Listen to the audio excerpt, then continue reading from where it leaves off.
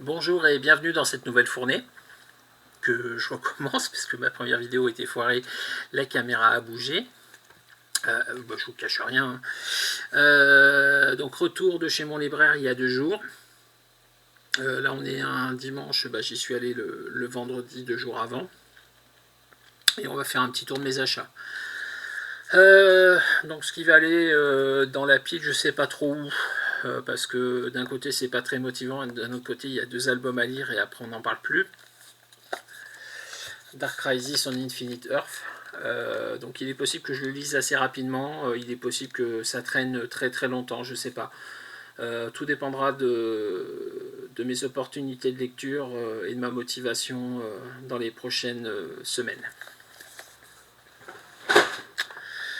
La fournée d'Urban Nomad. Alors, Transmétropolitan, tome 4. Y le dernier homme, tome 3. All Star Superman, Fable 4 et Justice League 2. J'ai donc la suite des séries que j'ai commencé.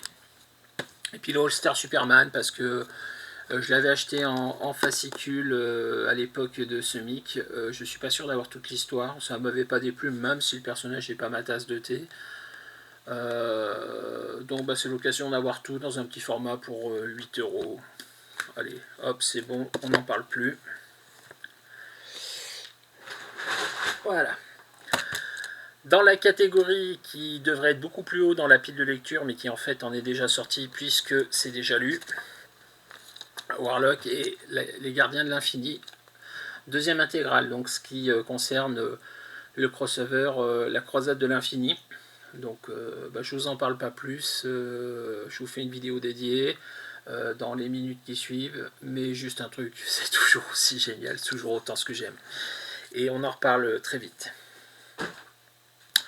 Ce qui va tout en bas de la pile de lecture, j'ai eu deux comics publicitaires, on va dire, offerts par mon libraire. Donc c'est de la pub pour les futurs événements, les futures séries d'essais. On jettera un oeil, mais je suis pas sûr d'être motivé. Ensuite, The Variants, on continue la série des Jessica Jones. Une histoire écrite par Gail Simon, dessinée par Phil Noto. Ça doit être pas mal. Des Jessica Jones du multivers. On verra bien. Spider-Gwen.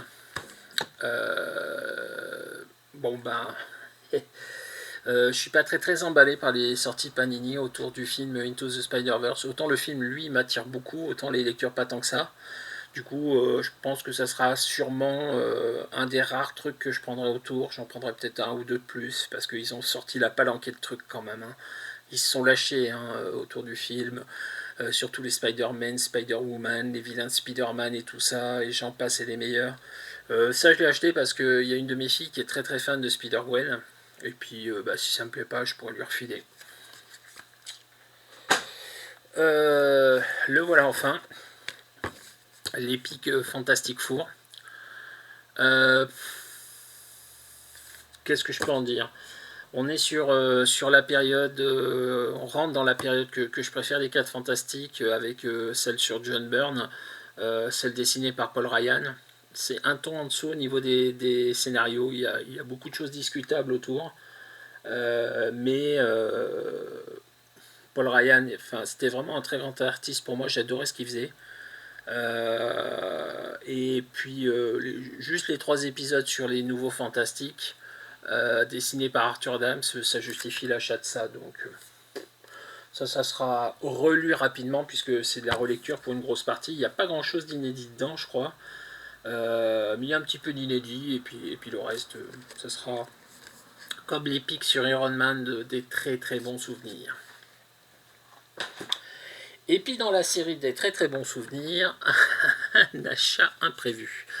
Alors normalement j'aurais dû rentrer avec l'Omnibus Spider-Man 2099, sauf que l'Omnibus Spider-Man 99 a été décalé au mois de juin, donc au cours du mois de juin. Donc je l'aurai à ma prochaine vague d'achat fin juin, début juillet. Du coup, j'ai vu un truc. j'aurais pas dû craquer. Et j'ai craqué quand même. Parce que c'est que du très bon, j'ai pratiquement tout lu, ça va tout être de la relecture.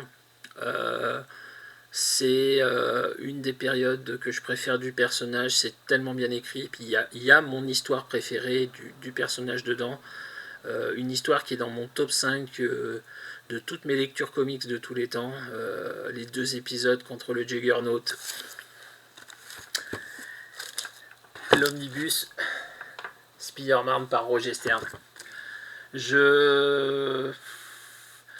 Alors toute la première partie, c'est ce qui est sorti à l'époque dans des Spider-Man spectaculaires qui paraissaient dans Nova, qui sont sortis à la fin des années 70, début des années 80, avant que je me mette à lire des comics en France. Et par contre, la deuxième partie, c'est ce qui est sorti dans Strange à l'époque où moi j'ai commencé à lire, avec le fameux Strange 186 et les 2 épisodes contre le fléau qui sont là-dedans. Et franchement, ça aussi, ça va être un vrai plaisir de relire tout ça. Peut-être un reproche à faire à cet omnibus-là. J'ai vraiment l'impression que ça va être hyper haché au niveau de la lecture, parce qu'il y a vraiment des épisodes uniques. Après, ça doit être des histoires stand-alone, parce que je pense que Roger Stern, c'est quelqu'un qui sait écrire correctement ses histoires, et donc du coup, ça va être sympa. Donc on a Spectacular Spider-Man de 43 à 61 et le 85. Et on a Amazing Spider-Man 206 et 224 à 252, ainsi que les annuels de Amazing Spider-Man 16 et 17. Donc pur jus les années 80. Et ça va être un vrai bonheur de relire tout ça, puisque je vous dis, il y a une très très grosse partie que j'ai déjà lue, et il y a une autre partie un peu plus courte, mais qui sera au début, que je ne connais pas. Voilà. C'est tout pour les achats, et on se retrouve rapidement pour les vidéos lectures. Il y a quelques lectures déjà de fait depuis la dernière fournée. A tout de suite.